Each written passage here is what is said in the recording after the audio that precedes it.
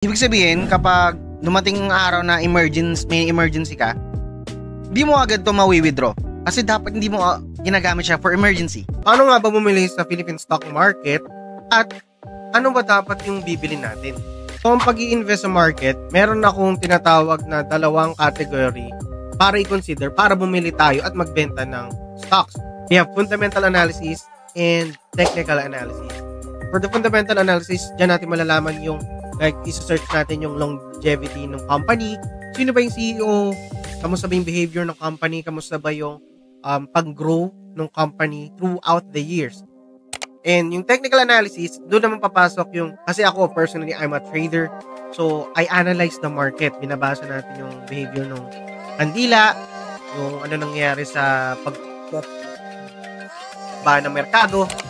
Ngayon, kung wala po kayong alam tungkol sa mga bagay na yon, I suggest you watch this playlist for beginners. Na topic ko dyan yung lahat ng kailangan malaman sa pag-trading at sa pag-i-invest. At bakit nga ba umaangat at bumabagsak ang market? Ngayon naman, paano ba bumili? Tara. Click natin tong G-Stocks PH. I-click nyo tong AB Capital Securities kasi ito yung broker na connected kay GCash. I-click natin to. Tandaan nyo rin na may oras ng pagbili at pagbebenta ng stocks. Meron tayo umaga na 9 AM to 12 PM and hapon na 1 PM to 3 PM. Beyond those hours, hindi na kayo makapagbenta at makapagbili. Ganun nag-work ang market. Click mo lang tong okay. So, ito na yung makikita nyo sa screen nyo. Tandaan nyo na hindi kayo makapag-buy and sell ng stocks, na Philippine stocks, kung wala kayong tinap up sa money to invest. So, may separate video tayo dyan. Panoorin nyo na lang dito sa channel natin. Ngayon, pupunta na tayo dun kung saan makikita natin yung iba't ibang klaseng Philippine Stock Exchange like Ayala Land, Jollibee. So, click natin tong buy and sell. Ayun, pag nandito na kayo, makikita nyo na yung iba't ibang klase ng stocks dito sa Philippines. Okay? So, top 30 siya ang ino-offer ni AB Capital. So, for example, may mga symbols dito. So, for Ayala Corp, makikita nyo AC. Yan, makikita nyo naman sa ilalim nung mismong symbol nila. So, kung Jollibee man yan, JFC, ayan, Jollibee. Okay, hindi yan KFC. Now, kung makikita nyo dito, may pula at may blue kayo kung makikita. That's bid and ask.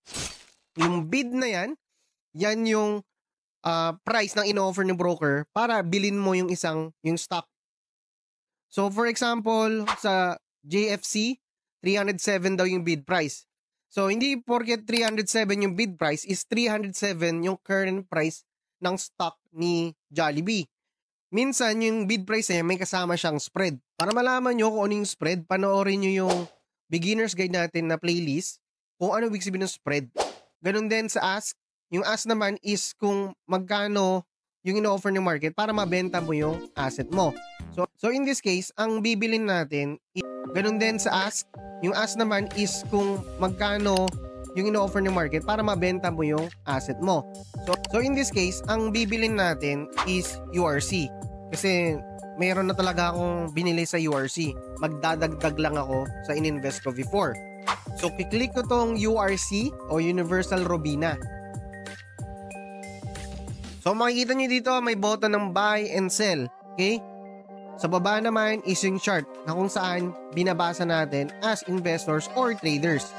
So, ang gagawin ko, dahil bibili ako ng stocks, ang ikiklik ko is buy. So, kung makikita nyo, mayroon tayong number of shares at number of price. Huwag nyo na intindihin yung share of price. Ang ibig sabihin lang ng number of shares is ang current price or ang current value ng Universal Robina ngayon is 79 pesos. So, sa 600 pesos ko, meron akong 10 shares ng Universal Robina. Siyempre, meron akong fees yan sa baba. Okay? So, click na natin ng preview buy order para ma-execute yung buy natin.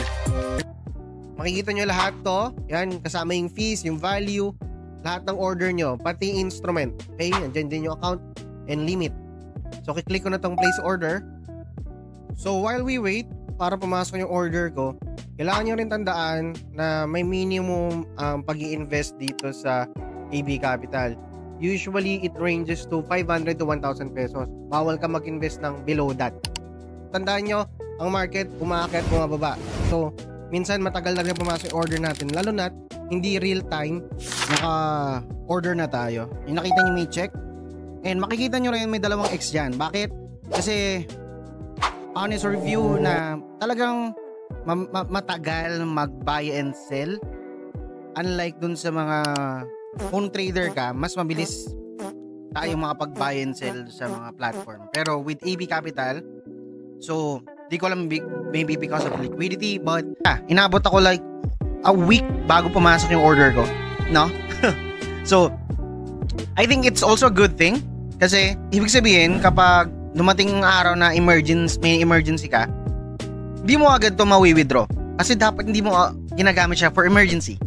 It's an investment. Pero that's my opinion. I'm not a financial advisor. So kapag pumunta kayo sa portfolio, pag kinlik nyo, and makikita nyo yung mismong kung magkano na yung value at kung magkano na yung average nyo na position, no, na meron kayo sa URC. Ngayon, pagka trigger ng order nyo, hindi pa agad yan mag-a-appear dito sa homepage nyo ng AB Capital. Pero dun sa loob, napansin nyo na pumasok na yung order. And wala namang problem yun. Baka late lang dito sa homepage. And that's it. Kung may question kayo about this tutorial, comment down below. Or medyo may hindi kayo na intindihan sa mga pinagsasabi ko. Let's go.